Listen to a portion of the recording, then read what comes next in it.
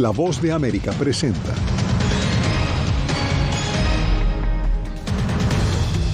Dos rehenes más fueron liberados hoy por Hamás. Un día le podían dar un pedacito de pan con queso, otro día le daban un poquito de arroz, pero eran todo medido. Así describió a La Voz de América el hermano de una argentina que pasó 52 días en poder del grupo militante.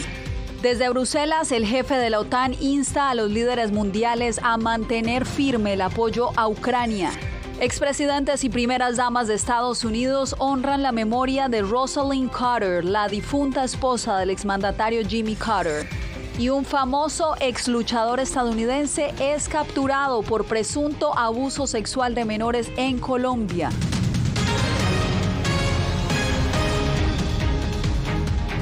Aquí comienzan las noticias. Bienvenidos. Un quinto grupo de rehenes fue dejado en libertad este martes en Israel. Alejandro Ernesto se encuentra en Jerusalén con los avances que se logran durante la extensión de la tregua entre Israel y Hamás. Este martes transcurrió de manera satisfactoria el quinto día de tregua entre Israel y Hamás y la Cruz Roja recibió 12 rehenes israelíes a cambio de al menos 30 prisioneros palestinos. La entrega de ayuda humanitaria, otro punto esencial del acuerdo, también sigue avanzando. Según el Programa Mundial de Alimentos de la ONU, más de 121.000 personas han recibido ayuda desde el inicio de esta pausa humanitaria e Israel destacó que más de 220 camiones con carpas, cobijas y colchones han llegado a la zona. En 4 días de pausa humanitaria, el Programa Mundial de Alimentos y sus socios han entregado la ayuda que desesperadamente necesitan cientos de miles de personas en las zonas de más difícil acceso. Nuestros equipos vieron hambre, desesperación y destrucción. Gente que no ha recibido ningún alivio en semanas. Cientos de miles se enfrentan a un riesgo inmediato de morir de hambre. Los gazatíes ofrecen sus testimonios. Solo tenemos 3 tomates. Van a ser nuestro almuerzo y cena de hoy. Estamos quemando los escombros de nuestra casa para cocinar. Qatar, como país mediador en los diálogos, ha insistido en buscar que se facilite la llegada de más ayuda a Gaza, lo cual Naciones Unidas solicita a diario. Mientras tanto, las voces de los liberados siguen haciendo eco, con historias de lo que sucedió durante los 50 días de su secuestro. Lo golpearon igual que a todos cuando llegaron a Gaza, y este es un niño. ¿Qué pasa con las mujeres? Sabemos que algunas mujeres han sido violadas allí, y los hombres, los niños, no sé. Ni quiero imaginarlo. Israel, que celebra el regreso de los suyos a casa, asegura no haber terminado con su cometido.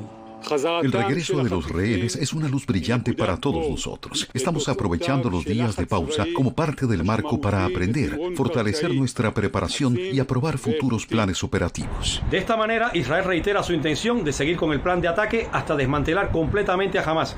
Entre tanto, el ejército de Israel y las brigadas Al-Qassam, ala militar de Hamás, se acusan mutuamente de haber violado lo acordado para el cese al fuego tras registrarse explosiones, disparos en 2 locaciones al norte de Gaza, en las que resultaron heridos varios soldados israelíes. Hay mucha atención en torno a este tema, pues la posible violación de los acuerdos podría poner en jaque nuevas extensiones de la tregua que se negocian en Doha, Qatar, a partir de hoy con la presencia del director de la CIA, William Burns. Alejandro Ernesto, Voz de América, Jerusalén. Y entre los rehenes israelíes liberados este lunes había una familia de nacionalidad argentina. La Voz de América habló con el hermano de una de las secuestradas sobre las condiciones del cautiverio en el que permaneció ella y sus hijas durante 52 días. Pilar Cebrián tiene el informe. Gelbert sale contento del hospital Ichilov en Tel Aviv. Hoy ha podido ver a su hermana Karina, que después de 52 días de cautiverio ha sido puesta en libertad. No hablamos, lo abrazamos.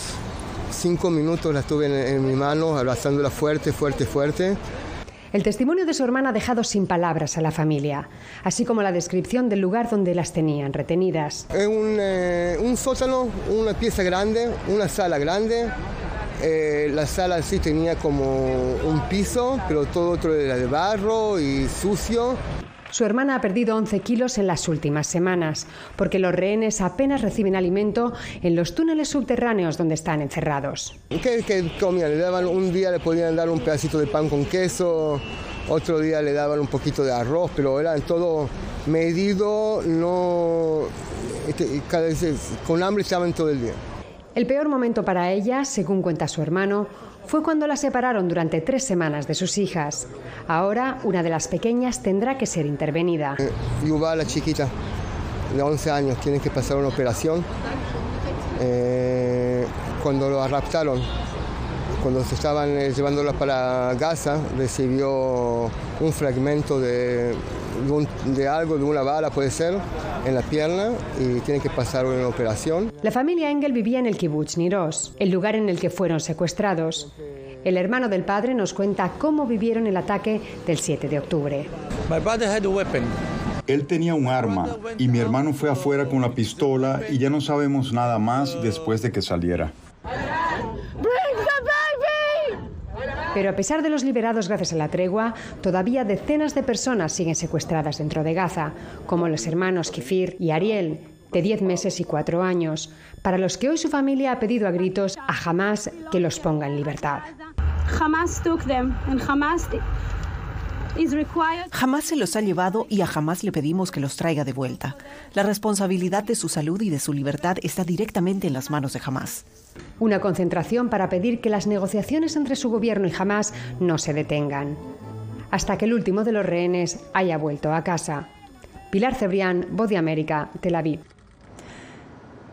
Naciones Unidas advierte que la niñez y la población en general en Gaza está siendo amenazada por enfermedades derivadas de amputaciones y malnutrición que podrían causar más muertes que los mismos combates. Ángela González con el reporte.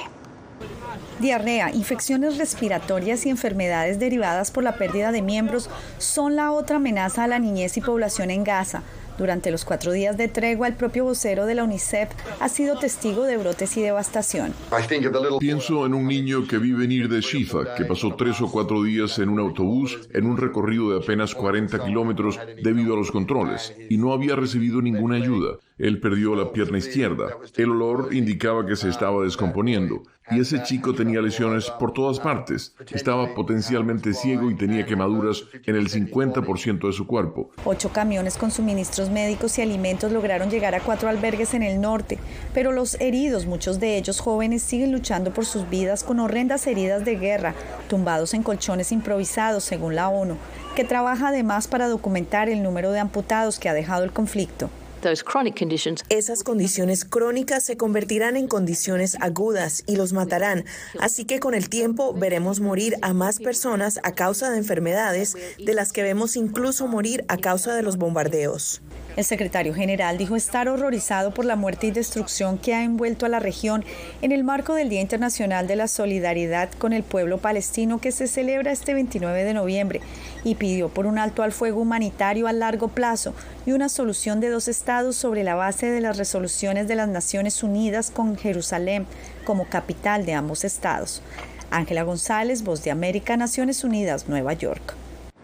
Pasamos ahora a Bruselas, donde se reunieron hoy los miembros de la OTAN para explorar la posibilidad de un nuevo paquete de asistencia para Ucrania. La reunión llega justo cuando las ayudas se agotan y la contraofensiva ucraniana parece estar estancada. Jacopo Luzzi, ¿qué emergió del encuentro? Bueno, Yasmín, Estados Unidos garantizó que seguirá apoyando a Ucrania. Esto recordamos cuando estamos en un momento crucial de esta guerra, porque Ucrania se está encontrando con pocas reservas militares y el futuro del conflicto está en duda. Rusia apuesta en que Estados Unidos y sus aliados dejarán pronto de apoyar a Ucrania. Por eso la OTAN quiso proyectar unión en Bruselas.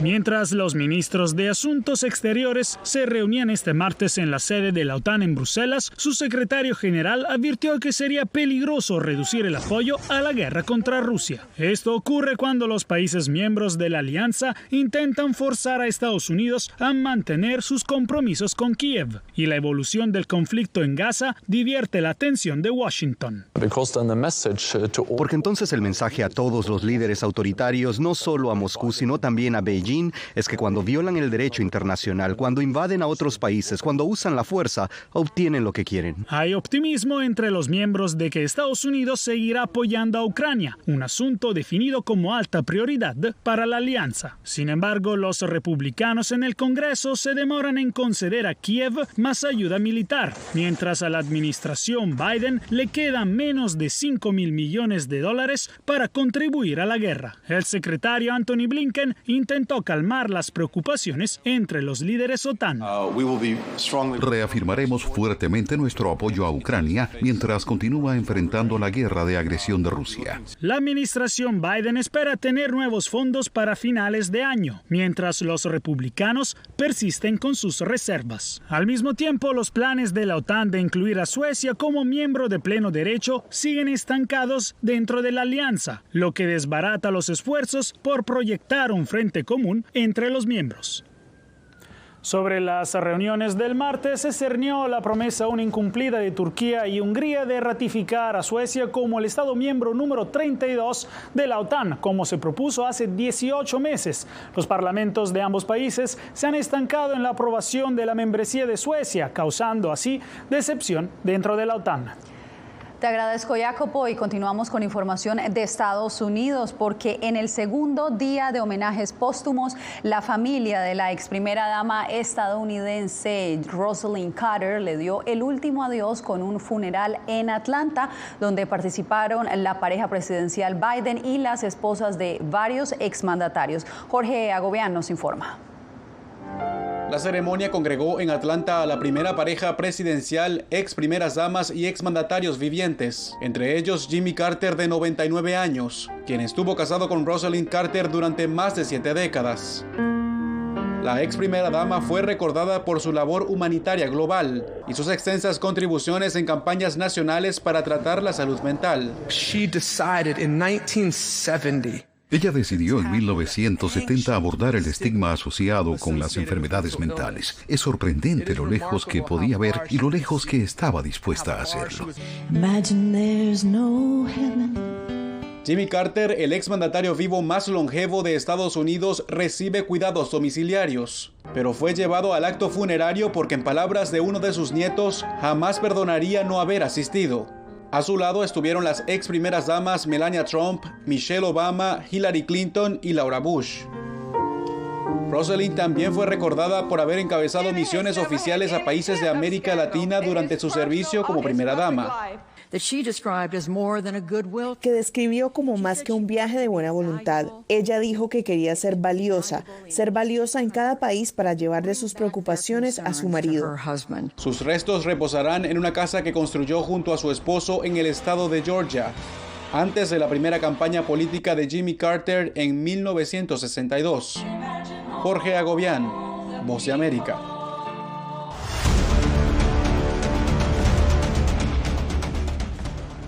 Autoridades estadounidenses cerraron parcialmente uno de los puentes fronterizos con más afluencia de migrantes irregulares entre México y Texas. Anareli Palomares nos trae las reacciones. ¡Agarren a los niños!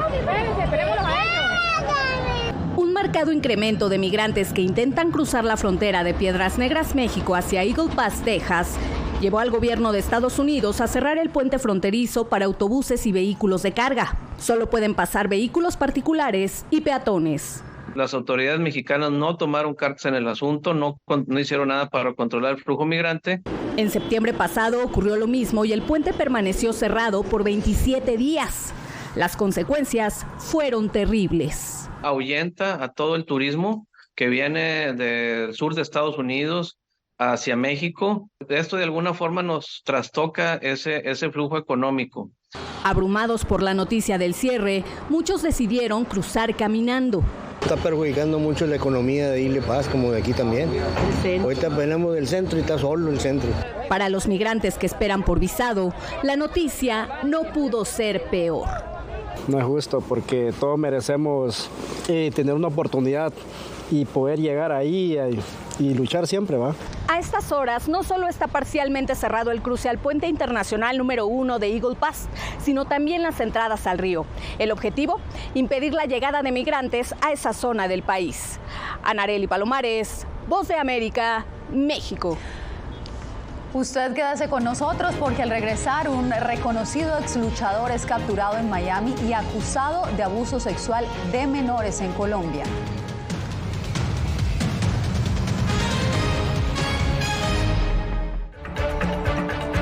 Soy Verónica Villafañe, corresponsal para La Voz de América en Los Ángeles. La Voz de América me ha dado el espacio para contar las historias de personas excepcionales y continuar informando sobre las noticias más importantes y relevantes para nuestra audiencia, presentando los hechos de forma imparcial y con fuentes confiables, principios fundamentales del periodismo. Por eso valoro trabajar con La Voz de América, donde la prensa libre importa.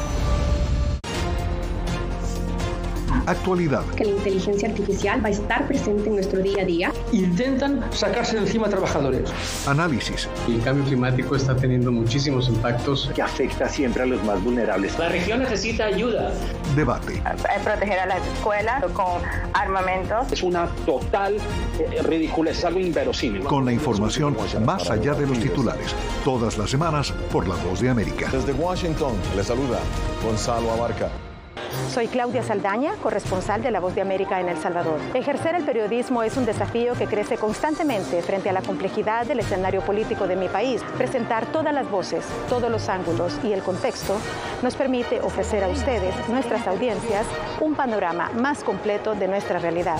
La imparcialidad está en el ADN de la VOA y me siento orgullosa de ser parte de este gran equipo de profesionales que demostramos cada día por qué la prensa libre importa. Poder ser la voz de la denuncia de tantas personas que sienten fuertemente vulnerados sus derechos. Una de las patas que sostiene la democracia debe ser la libertad de prensa. Periodismo, la prensa libre importa. Una coproducción de La Voz de América con nuestras afiliadas en la región. ¿Cómo garantizar que las voces lleguen a quien tienen que llegar? Impunidad, indolencia de la justicia son nuestros principales enemigos. Disponible en vozdeamerica.com.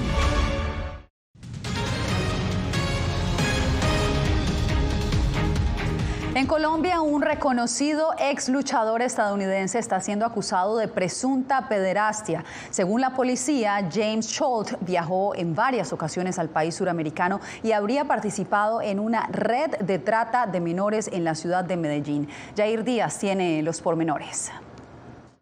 Las usaba, las instrumentalizaba y a través de su fama pública en redes ocultas socializaba estos videos. Las autoridades colombianas afirman que el reconocido luchador de artes marciales, el estadounidense James Schultz, ingresó a Colombia 10 veces entre el 2018 y 2022 y presuntamente tuvo vínculos con una red de trata infantil en Medellín, Antioquia, a través de la cual presuntamente habría violado a 18 menores de edad. Y tenía a través de sus redes sociales internas y difundía a través de otras redes estos videos sexuales con las niñas. Activistas de derechos humanos de los niños hacen un llamado a las autoridades para revisar y endurecer las penas contra propios y turistas que cometen delitos sexuales en el país cafetero. Uno de los grandes temas que tiene que centrar es precisamente este fenómeno, porque este fenómeno desprende mucha violencia contra los niños y niñas en Colombia. En lo corrido del 2023, 215 operaciones contra redes de trata de niños han realizado las autoridades, que han dejado 382 capturas, entre ellas la del deportista aprendido en Miami el fin de semana y quien puede enfrentar una condena de 30 años de prisión. La primera responsabilidad tiene que caer en casa, ¿no? Papá, mamá, quien cuida a los niños. James Schultz es el 7º extranjero capturado este año por delitos sexuales cometidos en Medellín. Su captura se logró en un operativo conjunto de las autoridades colombianas y estadounidenses. Jair Díaz, Voz de América, Bogotá. 11 mujeres nicaragüenses son protagonistas del libro Libertad tras las rejas. La obra relata las historias de las presas políticas que fueron desterradas al ser enviadas a Estados Unidos en febrero de este año. Donaldo Hernández nos cuenta más. La estudiante Samantha Girón es una de las protagonistas del libro Libertad tras las rejas, que relata la vida de 11 exprisioneras políticas nicaragüenses. Girón fue detenida en noviembre del año 2021 y en febrero del año 2023 fue desterrada junto a otros 221 opositores. Revelo que mi lucha no empezó en 2018. Dejo evidencia que desde niña luché y sigo luchando con un sistema que no fue justo, con falta de oportunidades, un sistema que vulnera a niñas y a mujeres y que en su pico más alto ha sido evidenciado en 2018. Tamara Dávila, una reconocida activista de derechos humanos, también es protagonista en el libro que fue escrito por 11 de los mejores cronistas de Iberoamérica. Van a leer mi historia y ser parte de un libro que relata las historias de mis otras 10 amigas y colegas. Los escritores que participan en el libro explican que la intención de la obra es aportar a la memoria colectiva de los nicaragüenses. Para mí participar en este libro es sin duda un honor por poder escribir al lado de escritores y periodistas a los que admiro profundamente. El libro Libertad tras las rejas no se pudo presentar en Nicaragua por la crisis sociopolítica. El lanzamiento se hizo en San José, Costa Rica, donde empezó a ser comprado por la diáspora nicaragüense. Donaldo Hernández, Voz de América. Al volver, la importante misión que emprendió el nuevo presidente de Ecuador para reforzar la diplomacia con Israel en medio del conflicto en Gaza.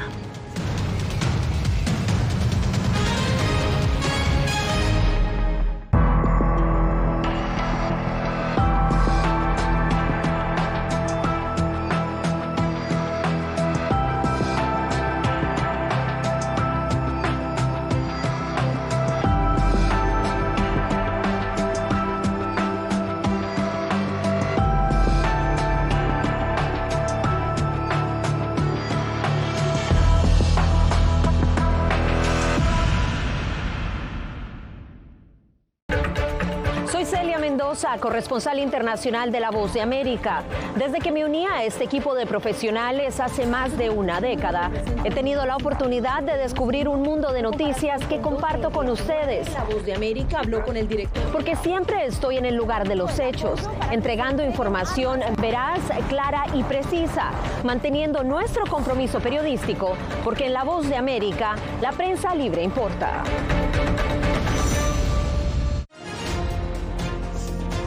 Actualidad. Que la inteligencia artificial va a estar presente en nuestro día a día. Intentan sacarse de encima trabajadores. Análisis. El cambio climático está teniendo muchísimos impactos que afecta siempre a los más vulnerables. La región necesita ayuda. Debate. Proteger a las escuelas con armamentos. Es una total ridiculez, algo inverosímil. Con la información más allá de los titulares. Todas las semanas por La Voz de América. Desde Washington, les saluda Gonzalo Abarca. Hola, soy Oscar Ortiz Barahona, corresponsal La Voz de América. Ser La Voz de América desde Honduras me permite conectarme con todos ustedes, nuestras audiencias en todos los países del continente, ofreciendo información veraz sobre los temas que más te impactan. Honduras y los Estados Unidos han ejercido labores humanitarias. Más de 40 viviendas. Desde perspectivas humanas y con base en hechos, te informamos para que seas tú quien formes tu propia opinión, porque La Voz de América, la prensa libre, importa.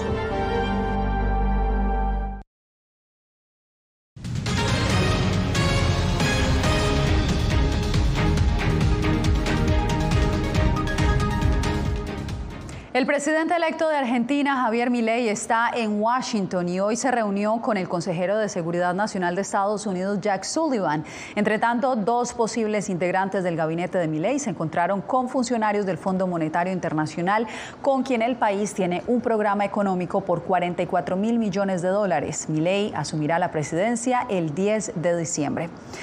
Pasamos a Ecuador, donde la vicepresidenta Verónica Abad se pronunció sobre la misión que le encomendó el recién posesionado presidente Daniel Noboa para que sea la enviada especial para la paz en Israel. Néstor Aguilera nos da los pormenores. Señor presidente, me quiere lejos. De esta forma, la nueva vicepresidenta de Ecuador, Verónica Abad, dejó en claro que mantiene diferencias con el mandatario Daniel Noboa.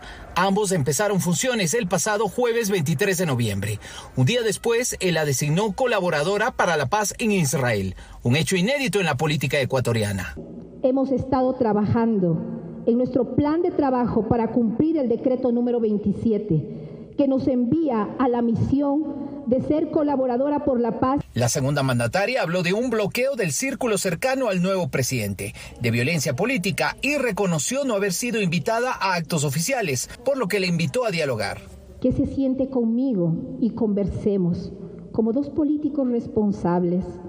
El nuevo presidente ha evitado referirse al tema. Sin embargo, un mensaje publicado en redes sociales agradeció a los gobiernos que se pronunciaron aplaudiendo la decisión. Gracias a la gran mayoría de ecuatorianos y a la comunidad internacional por el apoyo a esta importante designación. 2 analistas consultados por La Voz de América se refirieron a esta controversia. No se trata de violencia política de género, sino de discrepancias al interior de la organización política, de fallas en la comunicación. Las atribuciones y funciones que tenga la vicepresidenta son las que el presidente así las designe.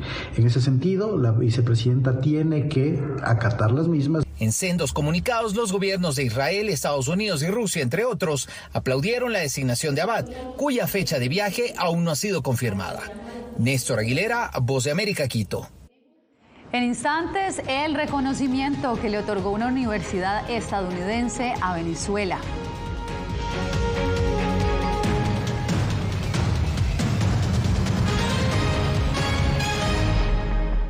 Soy Belén Mora, periodista de La Voz de América. Como reportera y presentadora tengo la responsabilidad de acercarles las historias que se generan en Washington y que impactan tu entorno cercano. Desde perspectivas diversas en un ambiente informativo en constante evolución que pone a prueba y nos hace poner en la balanza nuestros valores profesionales, te presentamos información veraz, porque en La Voz de América la prensa libre importa. En tiempos de cambios, cuando el mundo parece incierto y lo que escuchamos no refleja lo que vemos, buscamos la verdad. A través de la pantalla de la... Cuando nos cuentan solo una parte de la historia, perdemos la confianza. En momentos de crisis, nuestros sueños, esperanzas y deseos de un mejor mañana dependen de una prensa libre. En La Voz de América te traemos las historias que la gente se arriesga a ver. Conectamos el mundo y lo unimos con la verdad.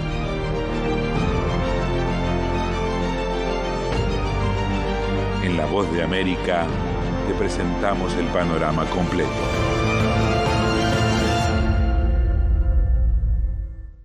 Soy Jacopo Luzzi, reportero de La Voz de América aquí en Washington, D.C. Ya sea informando desde el Capitolio, desde la Casa Blanca, cubriendo el impacto del cambio climático, el impactante tema migratorio, o subir en un avión y cruzar medio mundo para estar en el lugar de la noticia con la información precisa y veraz, este es mi compromiso como periodista. Un compromiso de vida profesional que comparto con ustedes, porque en La Voz de América la prensa libre importa.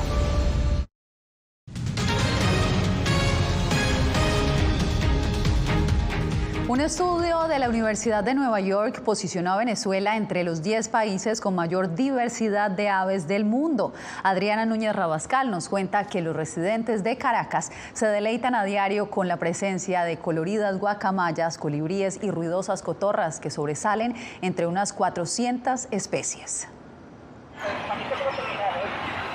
Un concierto de trinos declara que la tarde está por acabarse. Los cantos de garzas y guacamayas se mezclan en este parque, al borde de una autopista de Caracas, la capital venezolana. Caracas tiene más de 400 especies. Es un valle enclavado entre una cordillera que está en la costa, una cordillera interior.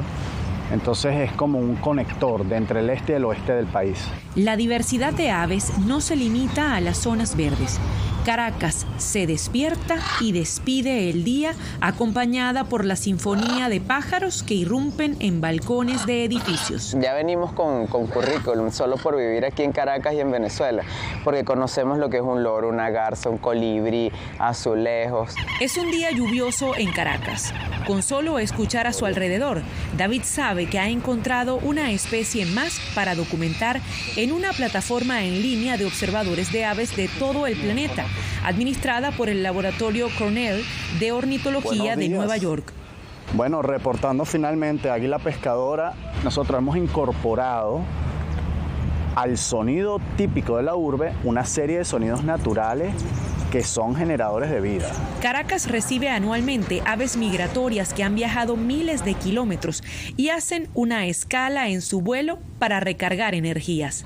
Cuando llegan al norte de Sudamérica, este es uno de los primeros lugares que se consiguen, el Valle de Caracas. En Venezuela hay al menos 100 observadores de aves inscritos en la red eBird del Laboratorio Cornell, quienes con disciplina y paciencia contribuyen con un banco de fotos y sonidos de cada ave que encuentran y que a la vez ayudan a la ciencia a seguir estudiando estas especies. Adriana Núñez Rabascal, Voz de América, Caracas. Bueno, pues de esta manera despedimos esta emisión. Soy Yasmín López. Gracias por acompañarme en El Mundo al Día.